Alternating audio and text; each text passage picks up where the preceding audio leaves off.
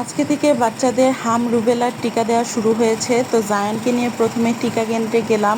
টিকা কেন্দ্রে যেয়ে দেখলাম যে প্রচণ্ড ভিড়, আর আমার সিরিয়াল আসতে অনেক দেরি হবে, এর মধ্যে জাবিরের ছুটিও হয়ে যাবে। তো টিকা কেন্দ্রে সিরিয়াল দিয়ে আমি জাবিরকে মাদ্রাসা থেকে আনার জন্য চলে গেলাম। জাবিরকে মাদ্রাসা থেকে নিয়ে তারপর আবার টিকা কেন্দ্রে যাব জায়ানকে টিকা দেওয়ানোর জন্য।